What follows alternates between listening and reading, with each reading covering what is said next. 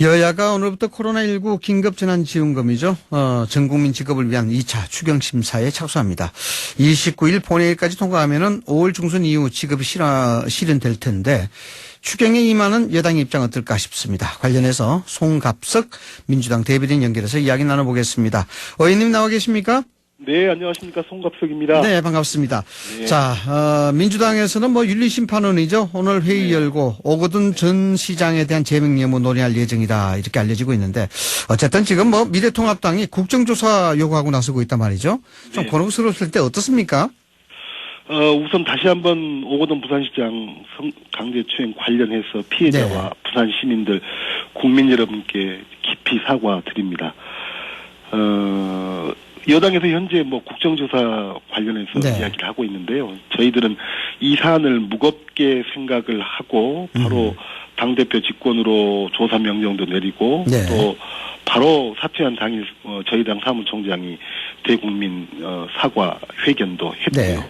그리고 오늘 아마 이제 엄중한 처벌이 있을 것 같습니다. 그래서 오거돈 시장은 여기에 대한 정치적 책임을 지고 사퇴를 한 거고요. 네. 당 차원에서는 당 차원의 조사와 또 징계 절차에 착수하고, 그 다음에 또 경찰 조사도 저희가 듣는 바에는 또 네, 할 수밖에 없겠죠. 네, 네. 네. 이렇게 듣고 있습니다. 이게 이런 상황이기 때문에 이게 국정조사로까지 갈 수 있는 사안이라고는 저희 당에서는 생각하지 않고 있습니다. 야당인 통합당에서는 이 국정조사에 대한 필요성 이 부분 결국 총선 전에 알았으니까 이걸 좀 은폐한 것이 아니냐. 좀 네. 조직적 개입의 은폐 의혹이 있다. 이런 부분에서 국정조사가 필요하다. 이렇게 주장하는 거죠. 네, 네, 그렇습니다. 네. 저희 당이 누차 말씀을 드렸듯이 저희 당에서 인지한 시점이 바로 오거돈 시장이 기자회견하기 불과 네. 2시간 전 이런 상황이었습니다. 네. 네, 그래서 전혀 사전에 인지했다라고 하는 것은 전혀 있을 수 없고요. 또 피해자 측에서 관련 입장을 내놓은 것에 있어서도 네. 본인들이 직접 오거돈 전 시장 쪽과의 협의 속에서 그렇게 사퇴 시점이 잡혀져 있기 때문에 네. 전혀 어떤 정치적 고려나 또 외부의 어떤 입김이나 이런 것은 없었다라고 네. 오히려 피해자 측에서 이야기를 하고 있습니다. 아, 오히려 피해자 측에서. 네. 지금 이 사건이 터져나오고 난 뒤 민주당에서는 연일 깊이 사과하고 또 무게 받아들이고, 발빠른 그런 대응 조치를 하고 있고, 또 여기에 대해서도 인지 가능성에 대해서도 2시간 전에 알았다. 이런 이야기를 하고 있습니다만은, 오늘 아침 또 보도를 보면요. 통합당 곽상도 의원이죠. 네. 이 사태에 대한 공정을 법무법인 부산에서 했다. 이것이 좀 네. 문제가 있다. 이 법무법인의 특수성 때문에 그런데 여기 예전에 문재인 대통령이 설립한 그런 법무법인 아니겠습니까? 이게 오해 소지가 있을 것 같은데 어떻습니까? 순전히 우연히 그렇게 된 거죠. 저도 어제 밤 늦게 그런 보도를 봤었는데, 네. 우연히 그렇게 진행된 거기 때문에 그걸 우연이다. 그렇게 네. 연결하는 것은 정말 무리한 억측이다라고 생각을 합니다. 네. 우연이고 무리한 억측이다. 네. 알겠습니다. 자, 내년 4월 예정됐지 않습니까? 부산시장 보궐선거. 네. 이게 이제 이 사건 때문에 민주당에서 후보를 내야 된다, 내지 말아야 된다 이런 논란도 네. 있을 것 같은데 어떻습니까? 당에서 이 부분에 대해서 얘기 나누신 바가 좀 있나요?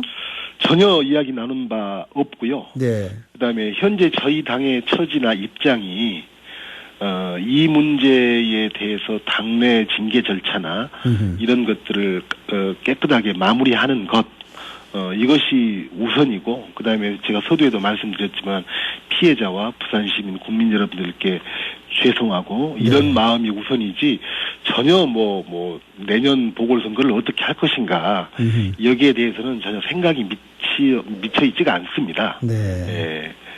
그런 상황입니다. 네. 어떻습니까? 김영춘 의원도 거론되고 있고, 이게 민주당에서 이야기가 나오든 안 나오든 이야기가 나오고 있는데, 조국 전 법무부 장관도 후보군으로 거론되고 있단 말이죠. 이게 좀 부담스러우실 텐데, 어떻습니까? 글쎄요, 조국 전 장관이 어떻게 해서 거론됐는지는 모르겠는데, 네. 오히려 거론됐다? 이렇게 이야기하는 측에 네. 어떤 정치적 의도가 있는 것이 아닌가 네. 그쪽에서 싶을 정도로 조금 전에도 말씀드렸지만은 보궐선거에 대해서는 저희는 전혀 아직 어떤 생각도 하지도 않고 있고 할 수도 없는 처지인데 네. 뭐 거기에다가 조국 전 장관 이것은 뭐 저희 쪽에서는 전혀 있을 수 없는 일입니다. 네. 어쨌든 뭐 이 사건으로 인해서 민주당 입장에서는 국민적인 입장에서 볼 때 도덕적인 책임 통감하고 있다. 네. 예, 이렇게 봐야 되겠군요. 예. 네. 자, 의원님 긴급재난지원금에 대해서 이야기 좀 나눠봐야 되겠습니다.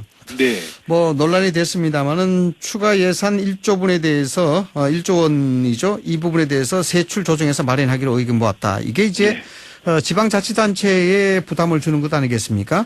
맞습니다. 이걸 이제 세출을 조정해서 지방자치단체에 부담 안 주겠다 이렇게 하시는데 어떻습니까? 이 많은 각오가 좀 남다르실 것 같은데 민주당 입장에서는 예. 저희가 4월 16일 날 2차 추경안을 국회에 제출을 했는데요. 네. 이제 10일 만에 여야가 합의를 해서 오늘부터 해서 상임 예결이 진행을 하고 지금 사실 29일 본회의를 열기로 합의가 된 상태는 아닙니다. 아, 네. 여야 간에 네. 그 부분은 아직 합의가 안 돼 있는데 오늘 다시 여야 간의 대화를 통해서 29일 날 꼭 본회의 때 처리가 돼야만이 바로 29일 끝나고 나면 연휴가 들어갑니다. 그렇죠. 네. 저희는 29일까지 마무리하고 30일 5월 중순부터는 국민들에게 지급될 수 있어야 한다. 현재 이 사안의 시급성과 중대성을 봤을 때 그래서 정말 29일 날 꼭 좀 처리가 됐으면 하는 네. 바람입니다. 이게 지금 기재부가 이 세출 조정을 하겠다고 지금 긍정적으로 답을 했기 때문에 네. 1조 원에 대해서 세출 구조 조정하는 거 아니겠습니까? 네, 맞습니다. 그렇게 본다면은 기재부가 2차 추경안 7조 6천억도 실질적으로 좀 세출 구조 조정을 통해서 만든 부분이 많은데 네. 이게 조정할 수 있는 구간이 좀 괜찮을까요? 네. 이제 애초에 이 이야기가 이렇게 된 것 아니겠습니까? 전 국민 100%로 되면서 네. 총 4조 6천억이 증액이 그렇죠. 증액 네. 요인이 발생을 한 거고 그 중에 이제 지방정부의 1조인데 지방정부가 기왕에 이 일에 2조 1천억 원의 지방정부 부담이 있는데 네, 있죠. 1조가 네. 추가됐을 경우에 부담이 가중되는 게 있고 네. 또 지방정부도 그 재원을 마련하는 시간이 필요하다 보니까 전 국민에게 지급되는 시간도 늦어질 것 같고 그래서 네. 애초에 정부와 여당의 안은 그 1조까지도 국채 발행을 통해서 해결하겠다였는데 네. 야당에서 이 문제에 대해서 문제 제기를 한 것 아니겠습니까? 네, 국채 발행 안 된다라는 거죠. 안 된다. 네. 그래서 이제 저희가 기재부 쪽과 이것이 세출 조정으로 가능하겠는가라고 하는 것을 검토한 끝에 가능하다라고 결론이 나와서 이렇게 돌파구를 마련한 것이기 때문에요. 네. 이것은 결국 전체 예산에서 우선순위 배분을 어떻게 하느냐 이 판단에 대한 문제이기 때문에 충분히 가능하다라고 생각을 합니다. 의원님께서도 잘 아시겠습니다만은 예술, 이 돈에 대한 부분들은 이 풍선 효과가 많단 말입니다. 네. 한쪽 누르면 한쪽이 또 튀어나오는 이런 효과가 네. 있는데 이렇게 되면은 실질적으로 결정된 그 예산 지출 이런 부분에 대해서 뭐 공공관리기금이라든가 뭐 각 부처 사업이라든가 네. SOC라든가 이런 사업들이 오히려 위축되지는 않을까요? 이렇게 자꾸 세출 조정을 통해서 예산을 만든다면.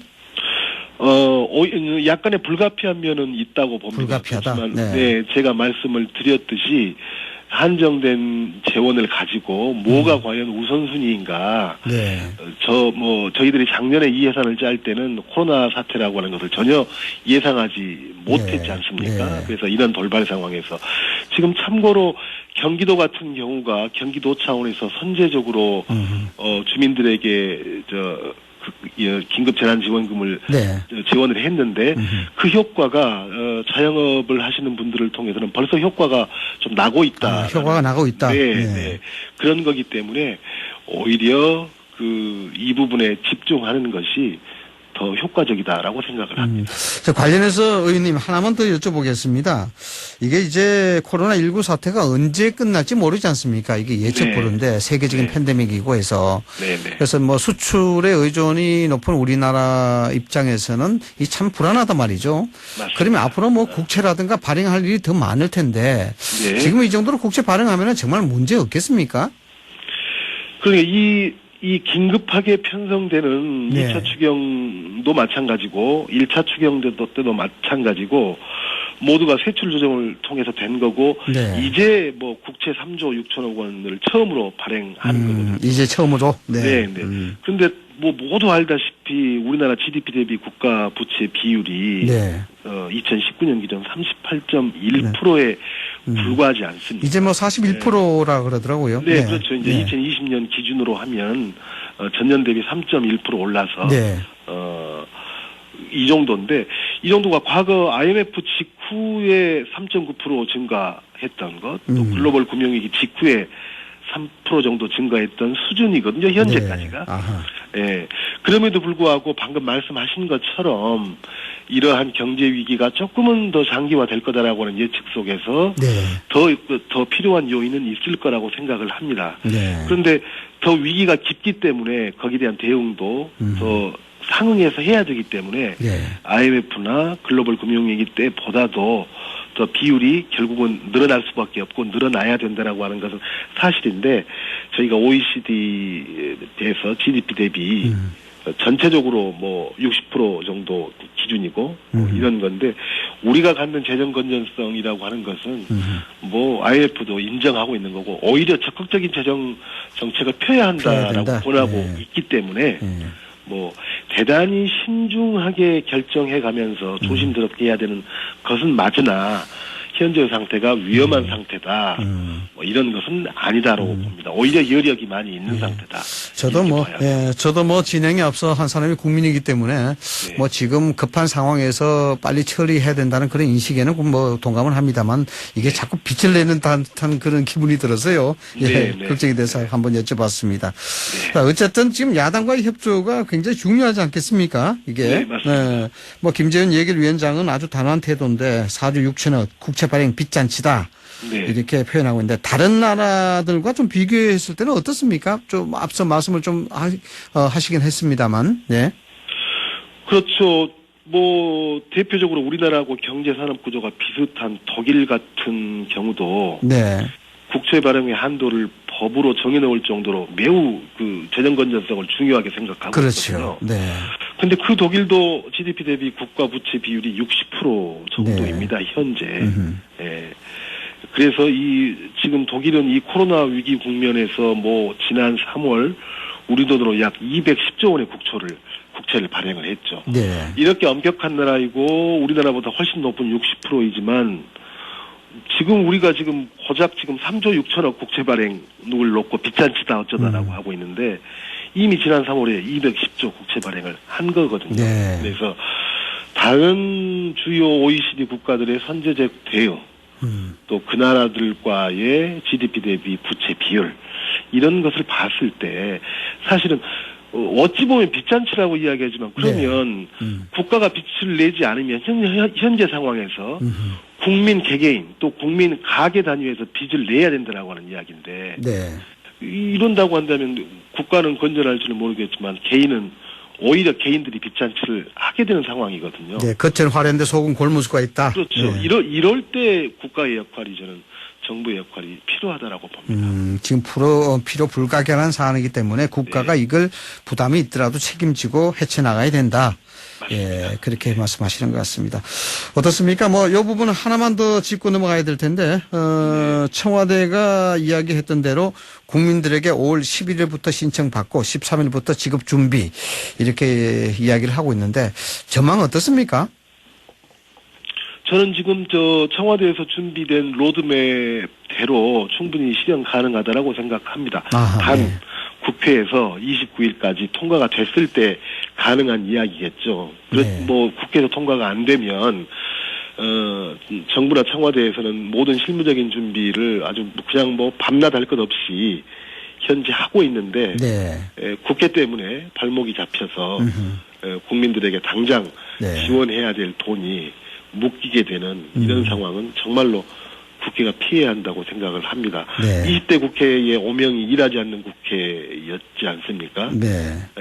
이 마지막 순간까지 국회가 손을 놓고 일을 안 함으로 해서 국민들의 고통만 가중되는 결과는 결코 있어서는 안 되는 상황이다라고 봅니다. 네, 국회가 뭐 예산 심의나 예산 결정권을 갖고 있습니다만 국회가 협조가 안 될 때는 어쩔 수 없는 상황이 아니겠느냐. 이 말씀이신데 의원님 그렇게 되면은 대통령의 긴급재정 명령권 발동도 가능하시리라 보십니까? 저는 그때는 검토해야 되지 않을까라고 그때는 생각을 국회가 협의가 안 되면 예. 네. 그러면 이제 사실상 20대 국회 때는 뭐 난망하고요. 네. 그다음에 뭐 21대 국회는 5월 30일부터 시작하는 거지만 그렇죠. 네. 우리가 그동안의 경험을 봤을 때 바로 국회가 개원이 돼서 가동이 되고 이런 경우는 또 많이 보지를 못했기 때문에 언제 국회에서 통과된다라고 하는 보장을 할 수가 없는 거거든요. 네. 그런다고 한다면 정부나 대통령 입장에서는 그런 결단을 뭐 검토해 볼 수밖에 없는 상황이다라고 봅니다. 예, 한바탕 뭐 또 파장과 논란이 있을 수밖에 없다는 생각이 자꾸 드는데, 예, 네. 알겠습니다. 긴급재정명령권까지 검토할 수밖에 없다. 예. 네. 자, 29일 본회의가 중요한 이유 또 있는데, 이 N번방이라든가 뭐, 국회에서 마지막 입법 과정 두고 있지 않습니까? N번방. 네. 이 해결할 과제들 뭐 어떤 게 또 있겠습니까? 말씀하셨던 대로 텔레그램 N번방 재발 방지 3법 관련한 네. 것입니다. 이것은 뭐 여야의 이견이 있을 수 없는 문제이기 때문에 꼭 좀 통과해야 된다라고 봅니다. 그다음에 선거 기간에 묻혀서 정작 그 많은 관심을 끌지 못했지만 원혜영, 이석형, 김무성, 정병국 네. 이분들 여야 할 것 없이 올해가 마지막 이번 국회가 마지막 국회의원 임기이신 여야의 원로 중진들입니다. 네. 그분들이 일하는 국회법을 공동으로 발의했습니다. 굉장히 네. 참 귀한 결실이라고 그렇죠. 생각합니다. 네. 이 또한 20대 국회 마지막에 떠나는 중진들이 여야의 합의를 거쳐서 내놓은 미래의 일하는 국회를 위한 소중한 법안이기 때문에 이 또한 네. 굉장히 중요한 우리가 처리해야 될 법안이다라고 생각을 합니다. 예. 의원님, 이 180석 여당, 거대 여당 이 원내대표 선거가 임박해지고 있는데 지금 뭐 당내 분위기 어떻습니까? 저희 원내대표 선거뿐만이 아니라 180석이라고 하는 무게가 네. 저희한테는 엄청나게 그렇죠. 무거운 겁니다. 그래서 180석이라고 하는 거대 여당을 이끄는 첫 원내대표이기 때문에 굉장히 중요합니다. 네. 정말로 겸손하고 안정적인 리더십이 필요한 그 어느 때보다도 필요한 시점인데요. 모든 정당은 이렇게 당내든 당외든 경쟁을 통해서 적절한 사람을 선출하는 것은 당연한 건데. 그렇죠. 네. 그럼에도 불구하고 현재 여전히 코로나 방역과 경제적인 코로나 위기 상황이기 때문에 과도한 경쟁으로 국민 여러분께 비춰져서는 안 된다라고 생각을 하고요. 네. 조용하게 그러면서도 내부적으로는 치열할지 모르겠지만 조용하게 치러지는 이러한 원내대표 경선이 되어야 한다라고 하는 공감대가 상당히 퍼져 있습니다. 뭐 말씀을 하자면 호수의 백조처럼 그렇게 치르겠다는 말씀이신데 네. 그 말씀 역으로 따지면은 지금 교통정리 진행 중이라는 말씀이시죠? 모르겠습니다. 이제 오늘쯤 되면 최종적으로 가시화 될 것 같은데요. 네. 뭐 이제 최종적으로 나설 후보들 또 뭐 이번에 또 나서지 않을 후보들 이렇게 정리되면 제 생각에는 한 3명 정도의 후보로 여기서 송갑석 의원과의 인터뷰는 여기서 마치도록 하겠습니다. 추가적으로 궁금한 사항이 있으면 다시 한번 인터뷰 기회 만들어서 여러분께 전해드리도록 하겠습니다. 지금까지 송갑석 민주당 대변인이었습니다.